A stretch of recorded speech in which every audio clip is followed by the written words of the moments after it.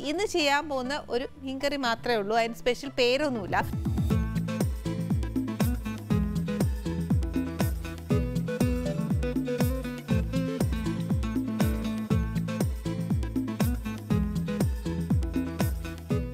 അതിന് വേണ്ടിയ സാധനങ്ങൾ എന്നാന്ന് വെച്ചാൽ കുറച്ച് ഉലുവ വേണം,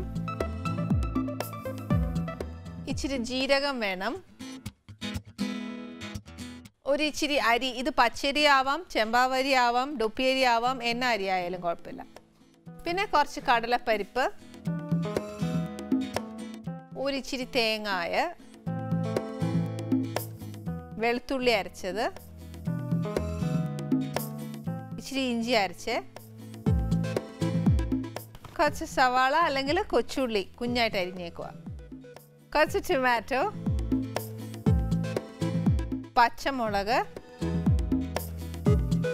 മഞ്ഞപ്പൊടി, മുളക് പൊടി. ഇത് ഇച്ചിരി വാളപ്പുളിയാന്നേ. കുറച്ച് മീൻ. ഇതിപ്പോൾ ഏത് മീനായാലും കുഴപ്പമില്ല, നമുക്ക് ഇന്ന മീൻ തന്നെ വേണമെന്നൊന്നുമില്ല. ഇച്ചിരി ഉപ്പ്. പിന്നെ ഇത് ചെയ്യാനുള്ളത് ഇച്ചിരി വെളിച്ചെണ്ണയിലാണേ. ആദ്യം എന്നാ ചെയ്യേണ്ടത് വെച്ചാൽ പാൻ കത്തിച്ച് വെച്ചാൽ ഇച്ചിരി പണിയുള്ളത് ഇവിടെ തന്നെയായിരുന്നു. ആദ്യം ചെയ്യാനുള്ളത് നമുക്ക് കുറച്ച് സാധനങ്ങൾ വറുക്കാനുണ്ട്. ആദ്യം വറുക്കേണ്ട സാധനം എന്നാന്ന് വെച്ചാൽ കുറച്ച് കടലപ്പരിപ്പാണേ. Dry റോസ്റ്റാണ്, 2 teaspoon. ഇതിപ്പോൾ ഏകദേശം ഒരു 3/4 കിലോളം മീനുണ്ട്, അതിനൊരു 2 ടീസ്പൂൺ. അതിൻ്റെ കൂട്ടത്തിൽ 1 ടീസ്പൂൺ അരി. ഇത് രണ്ടും ഒന്ന് മൂത്ത് കഴിഞ്ഞേച്ച് ബാക്കി ഇടാം. കാര്യം എന്നാന്നോ, ബാക്കിക്കൊന്നും അധികം മൂപ്പില്ല, അതുകൊണ്ട് ഇതിനാന്ന് ഒരു ഇച്ചിരി മൂപ്പുള്ളേ.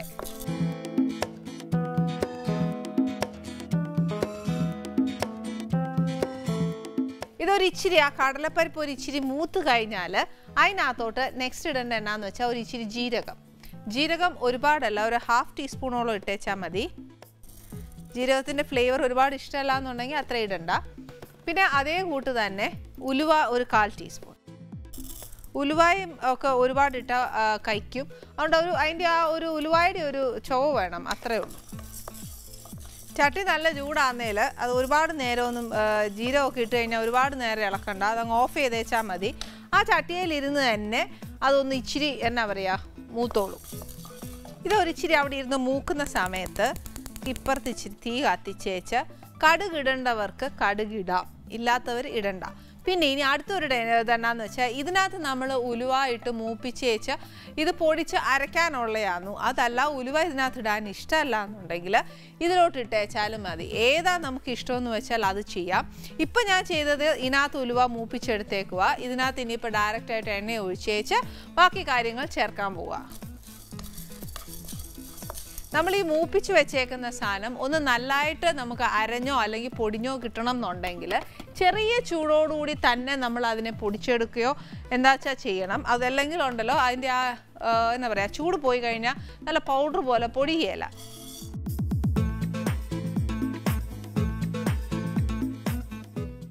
ഇനി ഇതിൻ്റെ കൂടെ തേങ്ങ കുറച്ചൊന്ന് മൂപ്പിച്ചിടണമെന്നുണ്ടെങ്കിൽ അങ്ങനെ ചെയ്യാം, അതല്ല പച്ചയ്ക്ക് അരച്ച് ചേർക്കാനാണെങ്കിൽ അങ്ങനെ. ഏതാ നമുക്ക് ഇഷ്ടം എന്ന് വെച്ചാൽ അങ്ങനെ ചെയ്യാം. എനിക്ക് രണ്ടും ചെയ്ത് നോക്കിയതിൽ എനിക്ക് ഏറ്റവും കൂടുതൽ ഫ്ലേവർ ഇഷ്ടപ്പെട്ടത് തേങ്ങ പച്ചയ്ക്ക് അരച്ചപ്പോഴാണ്.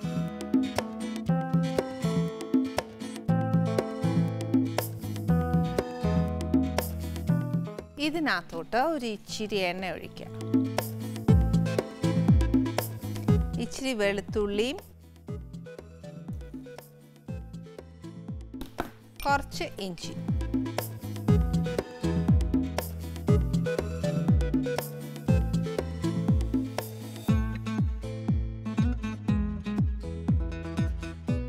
ഇതിനകത്തോട്ട് ഞാൻ ഈ അരിഞ്ഞു വെച്ചേക്കുന്ന സവാള, ഉള്ളി കൂടിപ്പോയാൽ മധുരിക്കും, അതും ആലോചിച്ചോണം. അതുകൊണ്ട് നമുക്ക് എന്നാ സവാള എടുക്കുന്നതെങ്കിൽ ഒരു മീഡിയം സൈസ് ഒരെണ്ണം മതിയാവും. ചെറിയ ഉള്ളി അന്നേലും ഒരു ഇച്ചിരി ഒരു കൈവെള്ളയ്ക്ക് വരുന്ന അത്രയും ഒരു ഇത്ര വിധം എടുത്തേച്ച് ഒന്ന് കുഞ്ഞു കുഞ്ഞായിട്ട് അരിയുക. ഈ ചേർത്തേക്കുന്ന ഉള്ളിയും മൂക്കണം. ഈ പറഞ്ഞ പോലെ നമ്മുടെ പൊടിച്ച് വറുത്ത് വെച്ചേക്കുന്ന അതിനകത്തോട്ട് ഞാൻ തേങ്ങായും ഇച്ചിരി വെള്ളം ഒഴിച്ചിട്ടുണ്ട്. അത് നല്ല പേസ്റ്റ് പോലെ അരയുകയും ചെയ്യണം. ഞാൻ ആ ഉള്ളി നമ്മൾ ഒത്തിരി മൂപ്പിക്കുന്ന കൂട്ട് ഒരുപാട് മൂപ്പിച്ചിട്ടില്ല, എന്നാൽ ഇച്ചിരി മൂപ്പിച്ചിട്ട് പോകണ്ടേ. അതിനകത്തോട്ട് ഈ ടൊമാറ്റോ ഇടുക. അതിൻ്റെ കൂട്ടത്തിൽ തന്നെ പച്ചമുളക് എരിവ് കണക്കാക്കി ഇട്ടോണം. പക്ഷെ എന്നാലും നമ്മൾ ഇച്ചിരി മുളക് പൊടിയുടെ കൂടെ ഇടുന്നുണ്ട്. അപ്പോൾ അതും കൂടെ കണക്കാക്കി വേണം പച്ചമുളക് ചേർക്കാനായിട്ട്. മുളക് പൊടിയെക്കാട്ടിലും കുറച്ചുകൂടെ ഒരു എരിവിന് പറ്റുന്നതെന്ന് പറയുന്നത് പച്ചമുളക് തന്നെയാണ് ടേസ്റ്റ്. നമ്മുടെ തക്കാളി ചേർത്ത തക്കാളി കുറച്ചൊരു എന്നാ പറയുക, ആ ഫ്ലഷിൽ നിന്നൊന്ന് മാറി ആ തൊലിയൊക്കെ ഒന്ന് പ്രത്യേകമായി ഒന്ന് വെന്ത് കഴിഞ്ഞാൽ നമുക്ക് ആ പൊടിയെല്ലാം ചേർക്കാം.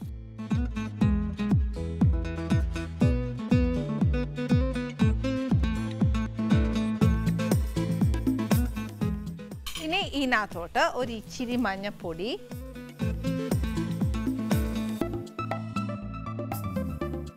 എരിവ് കണക്കാക്കി പച്ചമുളക് ചേർത്തിട്ടുണ്ട്. അപ്പം മീൻ എന്തോരം ഉണ്ട് അതനുസരിച്ച് പച്ചമുളക് ചേർക്കുന്നതും കൂടെ കണക്ക് നോക്കിയതിന് ശേഷം വേണം മുളക് പൊടി ചേർക്കാനായിട്ട്.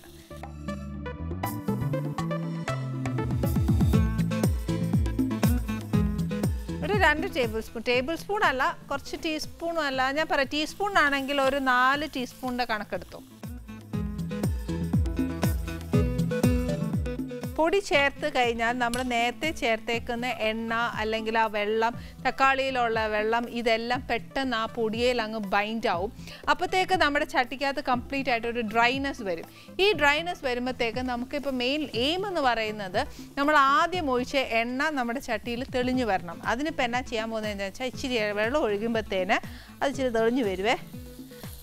ഒത്തിരി അങ്ങ് ഒഴിച്ചേക്കരുത്, പിന്നെ ആ വെള്ളം വറ്റി അങ്ങനെയാകുന്നു ശരിക്കും പറഞ്ഞാൽ എണ്ണ തെളിയുന്നത്. ധൃതി കൂട്ടിയേച്ച് നമ്മൾ ഒരിക്കലും ഒരു മീൻ കറിയോ ഒരു ചിക്കൻ കറിയോ വെക്കാൻ ശ്രമിക്കരുത്. കാര്യം വെച്ചാൽ അതിൻ്റെ ടേസ്റ്റ് കൊള്ളുകയില്ല. പിന്നെ അഥവാ ഇച്ചിരി വെക്കാനായിട്ട് ഉദ്ദേശിക്കുവാന്ന് നമുക്ക് മീൻ കറി വേണം എന്ന് തോന്നുകയാണെങ്കിൽ റിയൽ ടേസ്റ്റ് കിട്ടണം എന്നുണ്ടെങ്കിൽ എല്ലാ കറിയും വെക്കുന്നതിന് ഏറ്റവും ആദ്യം മീൻ കറി വെക്കുമ്പോഴേ അത് ഉച്ചയാകുമ്പോഴത്തേക്ക് നല്ല പിടിച്ചിരിക്കത്തുള്ളൂ. നല്ല പിടിച്ചിരിക്കുമ്പോൾ അതിനെ ഒരു ഇച്ചിരി കൂടി ഒന്ന് ചൂടാക്കിയിട്ട് ഇച്ചിരി ചോറിൻ്റെ കൂടെയൊക്കെ കഴിക്കുക. അല്ലെങ്കിൽ നല്ല അപ്പം, ദോശ ഇതൊക്കെ ആയിട്ട് നല്ല ചൂടായിട്ട് കഴിക്കണം, എന്നാലും ഏറ്റവും നല്ല ടേസ്റ്റ്. ഈ കറിയും ശരിക്കും നല്ല ക്രിസ്പി പേപ്പർ റോസ്റ്റും ഒരു നല്ല ചായയും കൂട്ടി സന്ധ്യയ്ക്ക് ടി വിയും കണ്ടുകൊണ്ടിരുന്ന ഭയങ്കര ടേസ്റ്റാണ് ദോശ കഴിക്കാൻ. ഈ മീൻകറി തന്നെ ഉണ്ടാക്കി നോക്കിയാലേ പറ്റത്തുള്ളൂ. അല്ലാതെ നമ്മൾ സ്ഥിരം കഴിക്കുന്ന ഒരു മീൻകറി ആണെങ്കിലും ഈ പറഞ്ഞ പോലെ രുചിക്കിട്ട് കുറവൊന്നും കാണത്തില്ല. പക്ഷേ ആ സന്ധ്യ സമയത്ത് നമുക്ക് എല്ലാവർക്കും വിശക്കുമ്പോൾ സ്ഥിരം കഴിക്കുന്ന ഒരു മീൻകറിയെ കാട്ടിലും ഒരു വ്യത്യാസപ്പെട്ട ഒരു മീൻകറി കഴിക്കുമ്പോൾ, അതും ചൂടോടെ കഴിക്കുമ്പോൾ ഒരു പ്രത്യേക ടേസ്റ്റാണ്.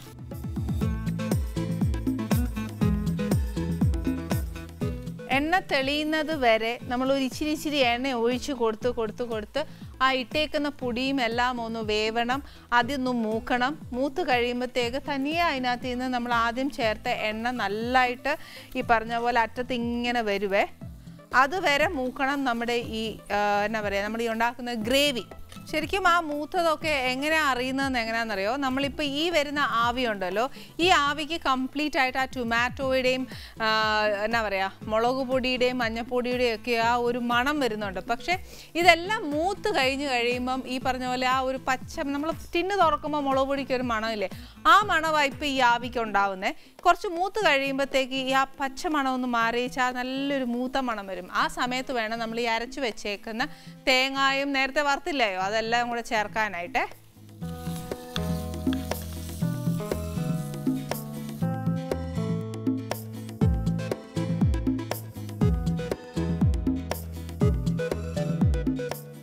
ഈ എണ്ണ തെളിയുന്ന സമയത്തെ ഒരു ഇച്ചിരി കറിവേപ്പില മീൻകറിയിൽ ഇട്ടില്ലേ കൊള്ളുകയില്ല. അല്ലേലും മീൻകറി വെക്കുമ്പോഴത്തെ കറിവേപ്പില വേണം.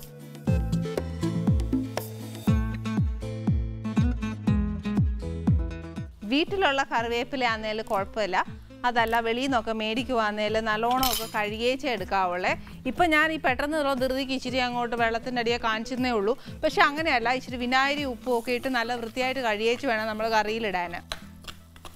ഇതിൻ്റെ കൂടെ ഞാനൊരു വേറെ ടിപ്പ് പറഞ്ഞുതരാം. എന്നാന്നോ, നമ്മൾ ഈ മുരിങ്ങയ്ക്കായില്ലേ, മുരിങ്ങയ്ക്ക മേടിക്കുമ്പോഴത്തേക്ക് 2 ദിവസം കഴിയുമ്പോൾ അതിങ്ങനെ അങ്ങ് ചുള്ളിക്കമ്പ് പോലെ ആവുമേ. പക്ഷെ അങ്ങനെ വരാതിരിക്കാൻ എൻ്റെ ഒരു ആൻറ്റി പറഞ്ഞതെന്ന് എന്നാന്ന് വെച്ചാൽ, മുരിങ്ങയ്ക്ക മേടിച്ചേച്ചാൽ നമ്മളിങ്ങനെ മുറിച്ചല്ലേ മേടിക്കുന്നത്, അങ്ങനെ കഷ്ണമായിട്ട് മുറിച്ച് മേടിച്ചേച്ച് കഴുകി നല്ലോണം വെള്ളമെല്ലാം പോയി കഴിയുമ്പോഴത്തേക്ക്, അല്ലെങ്കിൽ ഒരു ടവൽ വെച്ച് നല്ലോണം വെള്ളമെല്ലാം തുടച്ചേച്ച് ന്യൂസ് പേപ്പറിൽ ഇത് കെട്ടി വെക്കുവാണെങ്കിൽ നമ്മൾ വാങ്ങിച്ച പോലെ തന്നെ മുരിങ്ങയ്ക്ക പച്ചയ്ക്കിരിക്കും.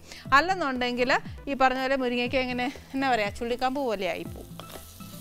അത് ഞാൻ പരീക്ഷിച്ചിട്ടുണ്ട്. അതുകൊണ്ട് ഇനി മുരിങ്ങയ്ക്കായ്ക്കൊക്കെ നല്ല വില വരുന്ന സമയത്തൊക്കെ നമുക്ക് മേടിച്ചേച്ച് വെക്കുമ്പോഴിങ്ങനെ വെക്കാം. അതല്ല, മുരിങ്ങയ്ക്ക എല്ലാ കറിയിലും ഇട്ടാലും നല്ലത് തന്നെയാണ്.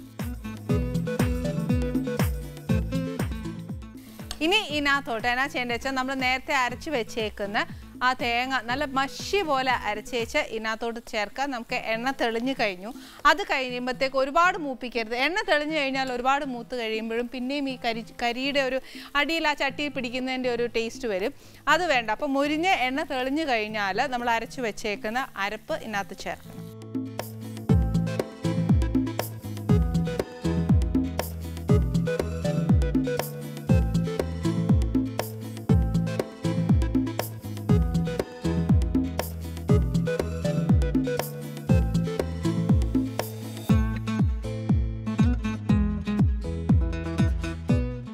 ഇതിനകത്തോട്ട് നമ്മൾ പിഴിഞ്ഞ് വെച്ചേക്കുന്ന, വെള്ളത്തിലിട്ട് വെച്ചേക്കുന്ന പുളി ആവശ്യത്തിന്.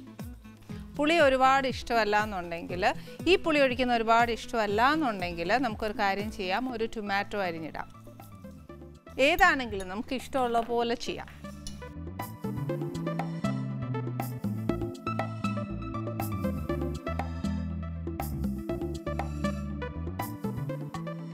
ഇത് കാണുമ്പോൾ നല്ല ഓറഞ്ച് കളറാണ് നമ്മുടെ കറി. പക്ഷെ നല്ല എരിവ് വേണം, നല്ല നിറം വേണം എന്നൊക്കെ തോന്നുവാണെങ്കിൽ ഒരു കാര്യം ചെയ്തോളൂ, മുളക് പൊടിയുടെ അളവ് കൂട്ടാം, പച്ചമുളകിൻ്റെ അളവ് കുറയ്ക്കാം. ഇനി ഇതിനകത്തോട്ട് ഒരു ഇച്ചിരി ഉപ്പ്, ഇതുവരെ ചേർത്തില്ല ഉപ്പ്.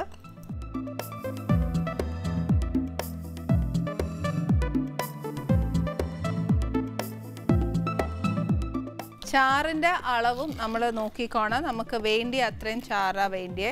എന്നാന്ന് വെച്ചാൽ കപ്പയുടെ കൂടെ കഴിക്കുവാന്ന്. ഇത് പക്ഷേ കപ്പയുടെ കൂടെ കഴിക്കാൻ കറക്റ്റ് കോമ്പിനേഷൻ അല്ല. ഈ പറഞ്ഞ പോലെ ദോശ അല്ലെങ്കിൽ ചോറിൻ്റെ കൂടെയോ അപ്പത്തിൻ്റെ കൂടെയൊക്കെ കഴിക്കാൻ നല്ല കോമ്പിനേഷനാണ്. അപ്പോൾ എരിവ് വേണ്ടിയവർക്ക് അത് ചെയ്യാം. എരിവ് വേണ്ടിയ ചേർക്കണം എന്നുണ്ടെന്നുണ്ടെങ്കിൽ ഈ സമയത്ത്, അതായത് മീൻ ഇടുന്നതിന് മുമ്പ്, തിളയ്ക്കുന്നതിന് മുമ്പ് വേണം പൊടിയിടാൻ. ഒരു ഇച്ചിരി മൂപ്പിച്ചേച്ച് വേണം ഇടാൻ. അല്ലെന്നുണ്ടെങ്കിൽ നേരത്തെ നമ്മൾ മൂപ്പിച്ചതിൻ്റെ കണക്ക് എത്തുകയല്ല. അതുകൊണ്ട് ഒരു ഇച്ചിരി മൂപ്പിച്ചേച്ച് ഇത് ഇടുക. തിളച്ച് കഴിയുമ്പോഴത്തേക്ക് മീനും കൂടെ ഇടണം.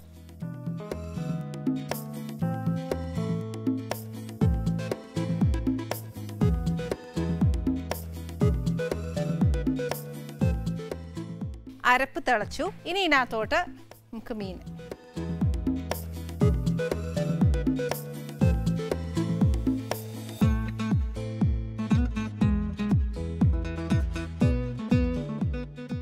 ഈ സമയത്ത് പുളി വേണമെന്നുണ്ടെങ്കിൽ ചേർത്തോണം. ഒരുപാട് പുളി ആയാലും നല്ലതല്ല. ആവശ്യത്തിനുള്ള പുളിയും ഉപ്പും എരിവെല്ലാം വേണം. പിന്നെ ഈ പുളിയുടെ നമ്മുടെ ഈ എന്നാ പറയുക, വാളംപുളിയുടെ ആ ഒരു പുളി ഇഷ്ടമല്ല എന്നുണ്ടെങ്കിൽ കുറച്ച് വാളംപുളിയുടെയും കൂടെ ചേർത്ത് ബാക്കി നമുക്ക് കുറച്ച് ടൊമാറ്റോ പുളിക്കായിട്ട് ചേർത്താൽ മതി. ഇനി കറിവേപ്പില ഞാൻ ഒന്നും വെച്ചേക്കല്ല, എല്ലാം അങ്ങ് ഇടുവേ. കാരണം കറിവേപ്പില കണ്ടു കഴിഞ്ഞാൽ പിന്നെ അറിയാലോ. ആദ്യം കടുക് വറുക്കാം. അല്ലാന്നുണ്ടെങ്കിൽ ലാസ്റ്റ് നമ്മൾ വാങ്ങാൻ നേരം ഈ കറിവേപ്പില ഇച്ചിരി എണ്ണയിലൊന്ന് മൂപ്പിച്ച് ക്രിസ്പി ആയിട്ട് അതിൻ്റെ മുകളിലോട്ട് മീനൊക്കെ ഒന്ന് വെന്ത് കഴിയുമ്പോഴത്തേക്ക് ഇട്ടേച്ചാലും നല്ല ടേസ്റ്റാണ്. ഏതായാലും കറിവേപ്പില എങ്ങനെ ഇട്ടാലും ആ കറിക്ക് നല്ല ടേസ്റ്റ് കൂടത്തേ ഉള്ളൂ. ഇനിയിപ്പോൾ നമ്മുടെ കയ്യിൽ നിന്ന് ഒരു പന്ന കറി ആയിപ്പോയിക്കോട്ടെ, എന്നാലും കറിവേപ്പില ഇട്ടൊന്ന് അതിനെ ഒന്ന് മെച്ചപ്പെടുത്തി നോക്കി അതിന് ഏറ്റവും നല്ല കറിയായിട്ട് മാറും. അതുകൊണ്ട് കറിവേപ്പില ആരും പുച്ഛിക്കരുത്. ഏറ്റവും നല്ല ഒരു ഔഷധ ഗുണവും കൂടെ ഉള്ള ഒരു ഇലയും കൂടിയാണ് അത്. ഇനി ഇതിനകത്തൊരു പണിയില്ല. കറിവേപ്പില ശരിക്കും പറഞ്ഞാൽ ഈ കറിവേപ്പിലയും കൂടെ ഇട്ട് അരപ്പ് തിളച്ച് കഴിഞ്ഞ് കഴിയുമ്പോൾ ചെറിയ സിമ്മയിൽ വെക്കണം. വെച്ചിട്ട് മീൻ വെന്ത് വറ്റി നമുക്ക് എത്ര ചാറാ വേണ്ടിയെന്ന് വെച്ചാൽ അതാവുമ്പോഴത്തേക്ക് ഓഫ് ചെയ്തിടുക.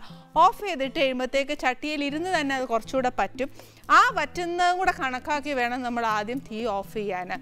നമ്മുടെ കപ്പയും മീൻകറി റെഡി ആയിട്ടുണ്ട്. ഈ കപ്പയും മീൻകറിയുടെ കാര്യമൊക്കെ പറയുവാന്നേലും ഇനി നമ്മൾ ഏതൊരു സ്ഥലത്ത് പോവുകയാന്നേലും ഏറ്റവും കൂടുതൽ നമ്മൾ ഇഷ്ടപ്പെടുന്നത് നമ്മുടെ തനി നാടൻ ഭക്ഷണം തന്നെയാണ്. ഇനിയിപ്പോൾ അത് ഏത് മലയാളി ആണെന്നെങ്കിലും പോലും ഒരു മലയാളി എവിടെ പോയാലും നമ്മൾ ഒരു 2 ദിവസം കഴിഞ്ഞ് ചെല്ലുന്നതിലും ചോദിക്കും ഒരു ഇച്ചിരി കപ്പയും മീനും എല്ലാം കിട്ടുമോ എന്ന് ചോദിക്കേ.